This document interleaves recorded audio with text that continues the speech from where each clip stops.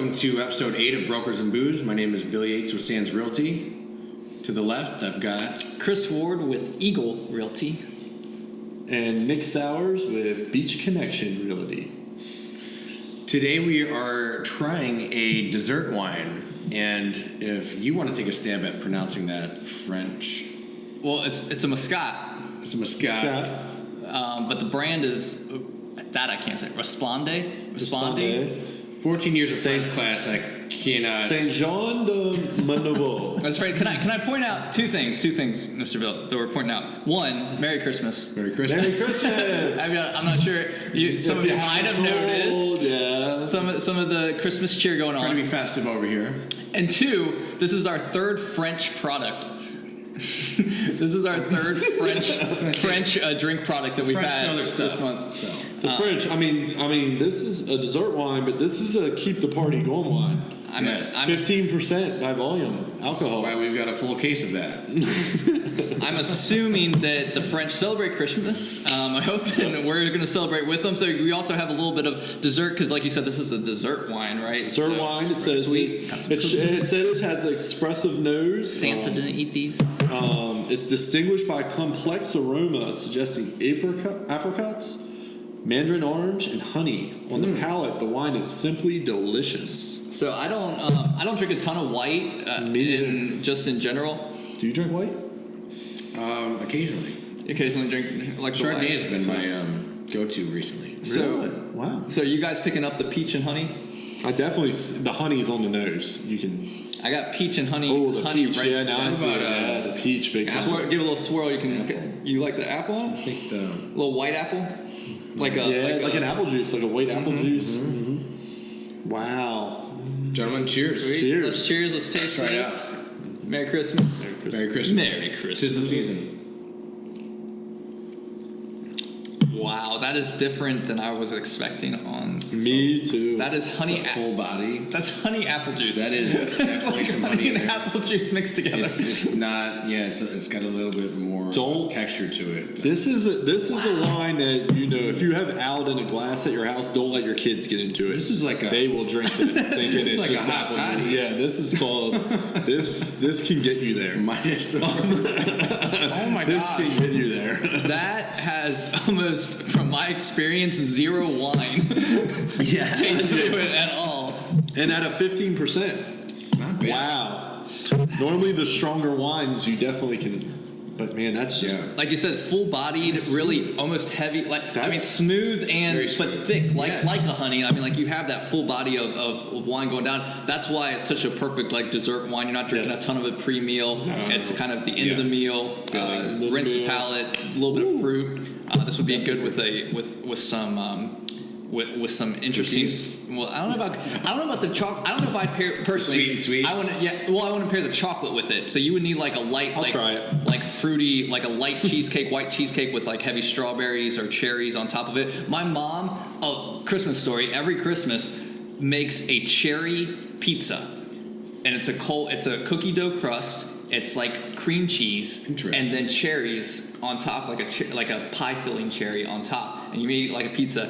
That's what this would pair with. That cream cheese and cherry, that light fruit dessert. I can see with this. You like the chocolate with it? No, it isn't the chocolate. It's the cookie. The cookie going with the wine. No, it's like honestly, it goes with that winter fall. Like you get the heaviness of the cookie, and then you get the light fruit of the wine, and it kind of makes you think. This is a fall wine. I can tell you. This is definitely not a early spring wine. This definitely isn't an early spring pairing. This is definitely a fall going right into winter. Yeah. Holiday. Yeah, this is we're trying to have a good time. This would have been good on Thanksgiving too. I could see this with the white turkey, with some of the Thanksgiving traditional foods. This white smoked on it. Meats possibly. You could have some juice flavor and a syrupy texture. I hate even calling it wine. That's apple honey juice. That's apple honey juice. Thank you, France, for knowing how to make a wine to taste like winning at multiple things. Juice. Yeah, but just not world wars. And the comments blow up. All right. On that note, our French audience. What's the topic of the conversation today? Today we're going to talk about being a real estate agent through the holidays. How much you work, how much you don't, how much you promote yourself, how much you don't. Let's just dive into it. What do you guys think? So right now we're putting out this. We're recording this early, but putting out this piece of content right around Christmas time. Mm-hmm. Traditionally, I've always taken holidays off in the sense that like I'm not booking showings on holidays, that kind of stuff, or I'm telling my agents like the office is closed. Yeah, day of Christmas, day of Thanksgiving, even the day after, like office time closed. What I think is advantageous about real estate is especially in 2019, 2020, you can work anytime. I mean, we can be sitting here and while we're recording podcasts, we are still probably working and answering emails if we need to. But as far as like some of the meeting with clients and the office time being open and that kind of thing, we're just not usually open on holidays, and we can take breaks and close the office for a couple days around Christmas and a couple days around New Year's. Traditionally, you got Thanksgiving, Christmas, New Year. It seems like nothing happens with the banks, but I often look back at my sales records, and fourth quarter has always been my top quarter as far as sales. Really? And it might be closings that are scheduled in September, October, November, or just landing in November, December. But it's always been a strong month. And you bring up a good point as far as like the end of the year. I think it's hard to do a ton of business because you're at the mercy of banks that are closing for federal holidays. Right. The courthouses are closed. The attorneys take different hours than you may take, and that kind of stuff. So every day. Yeah. Bill, but I honestly think so. I think this is micro-targeted to our market. I think the majority markets, the fourth quarter isn't strong like you're suggesting. Sure. I think our market's fourth quarter sales.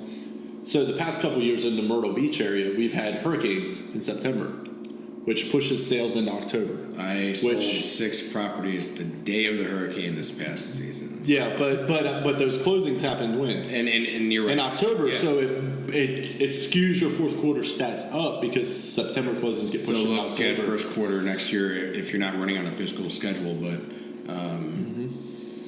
that might be the indications. So what do you guys think like about I don't know if you call it traditionalist. I don't know if you would call it or just personal opinion. I'm not one that believes you should take traditional family time, leverage time, and leverage it into trying to generate business. I would say when my phone's on, I'm working. Mm-hmm. But I would say throughout the year, I always have a fine balance of family, work, friend-related activities. Like, I'm not going to the Christmas parties looking to hand out business cards. Well, some people do. But that's what I'm saying. That's what I'm discussing here as far as businesses. Like, I'm not. I view it as a time of year that we should be about gratefulness, thankfulness, showing appreciation to people, not necessarily about prospecting and all that. So that's a personal opinion. I don't know if industry-wide if it's. I think there's that kind of goes back to mentality for me because I think if you love what you do in your profession, and it could come up in conversations, but you may not be pushing it. Yeah, that's what I'm talking about. On the flip side, though, I think you could use the holidays, and I encourage agents all the time to use the holidays to connect with their clients, with their customers, in a way that is like to bring love and joy and like I'm absolutely for that 100%. Yeah, build a relationship. I think it's time to take time to appreciate what you got, to appreciate the clients you got, show them appreciation. Don't give them the sales pitch. Give them the thank you. Yeah, right. That's the difference. Don't ask them if they've outgrown their house and they need to list it. Yeah. Maybe was Christmas a little tight this year? I noticed that tree's hitting against your ceiling. You lost all that equity. Wait a second. Fireplace for your stocking. Did you overspend on gifts and now we need to cash out this investment property? Yeah. Credit card debt building. But no, that's just a personal opinion. I'm a big, let's take the holidays to show people appreciation. Show your agents, if you're a broker, running a firm, sales manager, owner. Yeah. If you're an agent, show your clients appreciation. Show your colleagues that you like doing business with appreciation. Right. I tend to slow down myself. I get a little bit more intimate, building those relationships. I'm not a high-pressure salesman at all, more consultative and whatnot. But I don't push for the close. A lot of people are always be closing. Let's just not my personal style. I feel like this time. I mean, yeah, in this time of year, you can really show some appreciation. Don't not look for sales. Like embrace the season. I think your business actually does better in the new year if you approach December with that mindset. If you approach the holidays with that mindset, because you're going to get that referral business. Those relationships are going to be stronger. Repeat business, referral business, I think can grow this time of year if you are going into it with a genuine personality for that. Now, my question would though be, you guys, what's your actual work schedule over the holidays? I mean, are you? Let me work this thing. That's awesome. Look at that. Ladies and gentlemen, he's got a beer opener on his sweater. Came with it. Tipsy L. He's always ready Cheers to have a good time. Yes. Tipsy L. Cheers to that. The sweetness was getting to me. I need a little bit of a dark vlogger. I lost track of the question. Yeah. No, but do you guys shut down? Do you guys shut down on Christmas? Like, I mean, like you said, phone kind of off. Like, you're not really paying attention. Like, do you actually take some time during the holidays that you're just like done? Yeah. So there's two things I'll tell you. I'll tell you a little family tradition. Christmas Eve. I love Christmas Eve. It's one of my favorite nights of the year. Period. Enjoy it. Family time. Probably way less work. Way less even thinking about looking at it. Now Christmas Day. There's times I'm sitting around bored. I can tell you I'm on my phone. I'm taking care of work stuff. Whatever. Answering an email. Sending something out. Whatever. But I can tell you that is a tradition. And then Christmas morning breakfast, family, have it together. Like last year, my wife and I and my son, we did it together, the three of us. First time ever. That was his family, first Christmas. And able to us do that. And so I can see that long term being like, okay, this is kind of special family time. Like, and then Christmas Eve, honestly, I like my family's traditional meal: the baked ham, mashed potatoes, steamed shrimp. Traditional meal. Christmas Eve. Traditional drink. We do. I'm sorry, the Yates family. What's your traditional drink on Christmas? Well, I mean, whatever you're born. But no, honestly, we tend to do Christmas Eve, and then Christmas Day is kind of more relaxed for everyone to kind of rest in their food comas and. Yeah. So you don't have like every Christmas Eve it's not the same meal, you kind of vary it up? Yeah, it really does. So anything from prime rib to Christmas ham, or we try and stay away from turkey. That's more Thanksgiving style. But Gotcha. Our Christmas Eve we have a very strict. My family is very tradition oriented actually, or maybe I am, and I keep everybody on track. But Christmas Eve we have Cincinnati chili. Traditionally, every Christmas Eve after church service, all my Cincinnati people out there will have 3-ways and conies. We started when I was 16 years old. Do you make it the style of Skyline? Mm-hmm. Yeah, it's Cincinnati chili. That is it. Yeah, it's Cincinnati chili. We make it homemade. We don't use a canned Skyline. Canned Skyline can go a long way when you live in South Carolina, but no, we make a homemade recipe of Cincinnati chili. Have that on Christmas Eve, and then Christmas Day is our tradition is ham and sides, potatoes. You probably heard me throw steamed shrimp in there, which you did throw steamed shrimp. That sounds Maryland and South Carolina. You actually kind of fit in. No crab eggs? No crab eggs, but you take the steamed shrimp and you cook it in Old Bay. You gotta have Old Bay. Good, delicious. Put a little beer in there when you're steaming it, get some good flavor in it. Take that shrimp. Don't put gravy on your mashed potatoes, but dip that shrimp into the mashed potatoes. Ooh. It is excellent. Shrimp, seafood. Well, my family won't really eat seafood, but whatever. Cool. Seafood? Nah, my wife's not a big fan of it, and my kids aren't a huge fan of it. I'll eat it. I mean, I'll eat seafood, but not Christmas Eve traditionally, like Thanksgiving Day, we're very traditional with kind of Midwest foods. So back to the working. Yeah. What do you think about from your advertising promotion? What should that look like around the Christmas time? I mean, here I have a theory which Chris and I have discussed off camera and off podcast that we believe in is a lot of people have a lot of downtime that they're sitting around at a family event bored, scrolling through their phone. So it's potentially a time to double down on your social media advertising, to double down on putting content out. Mm-hmm. Now that doesn't mean you have to be making the content at that moment. Yep, you can pre-make it. I know. Like we are right now. You can prep it out. I think it's an opportunity to get a lot of content in front of a lot of people. I know there are people that like kind of shut down and do no content around like the last 2 weeks of December and then hit the ground running in January, or are prepping for January but not really posting a lot and kind of going MIA on it.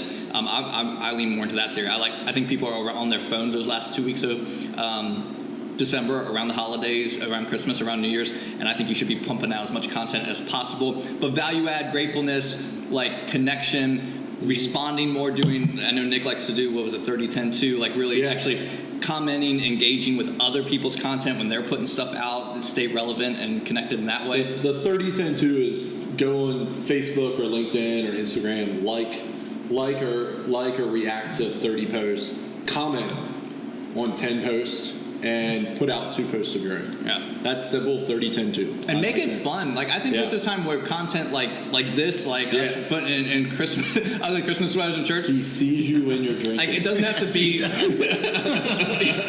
be serious content. I'm impressed you didn't bring a Griswold shirt. Or you know what? I really wanted Eddie's mug. The moose mug. The moose. We should have got. Why didn't we do eggnog? We should have done eggnog as our booze. Beer and booze fail. I think you could definitely make holiday oriented content, make it fun, get some exposure that way. It doesn't have to be serious. Doesn't have to be just about real estate or a new listing or all the different stuff people put out there. But make it. Be genuine and transparent. Like, show you're going to the lights, or what is your Christmas tradition for Christmas Eve dinner? Like, you can put that kind of stuff as content. I'm debating about December doing no ad, what I call no ad December. That means I ain't putting content out. It means I'm not going to advertise a property. What if you create content in October, November, and have it just scheduled to be released? That's a great way to do it. December. That's a great way to do it, especially if you know balance. Yeah, you got family in town. I'm sure a lot of people are traveling to come see you, or you're traveling to go see family you haven't seen in a while. I think it's important to utilize that time for the family. And I know you said there's a lot of downtime. Yeah. But try and get that fine balance. But then you got to address. I did this one year where, so I do a thing with the vlog that I have called Vlogmas around the holidays, and we try to do early recording for later releases. Mm-hmm. It's really hard to convince yourself to get Christmassy November 1st, October 31st to record 47. I couldn't do it. Like, I couldn't do it. It's really tough. I moved from Michigan. It's really tough to get into the Christmas spirit without seeing any snow. Without weather, So we have a tradition in my family. We do not, or me and my wife, we do not put up a single Christmas decoration. We don't get into Christmas spirit until we've watched National Lampoon's Christmas Vacation. How many times have you watched it this year already? 3. All right. I'm one behind you. I watched it twice, and that's it was on back to back, and I left the TV. Yes. Exactly. Watching. And so, you have that. That's what that's the spark that gets us into spirit to moving towards Christmas. So, on that note, we good? Yeah. Hold on. Just making sure. Oh yeah. Keep going. Perfect. So I mean, I would encourage everyone, more than anything, to take this time to be thankful, grateful, show people how much you appreciate them. I think that's probably the overwhelming. I agree with that, and I think, and I'll add that, in my opinion, content. Make sure it's transparent and authentic, and it doesn't have to be so serious, salesy, marketing type stuff. Put out content that reveals who you are and gives you opportunities to build a relationship with people. And take a little break. Don't be. We're in such a grind hustle mode. Like I talk about, I know a lot. Probably the 3 of us about work. But I can promise you one thing though. We are in the grind hustle mode. But even where we're filming here, I can promise you over the next month. You show up here at the old Yates Pub on an evening, and it ain't going to be about than you do on the golf. But it ain't going to be about grinding. It ain't going to be about that. It's going to be about taking time, having a cocktail, enjoying life. That too. Enjoy it. Don't forget it. 'Tis the season. Cheers. 'Tis the season. 'Tis the season. Merry Christmas. Happy New Year. Merry Christmas. I need another beer to open with my sweater. This would be cool. That's awesome. Yeah. I don't know how to do it. Love it.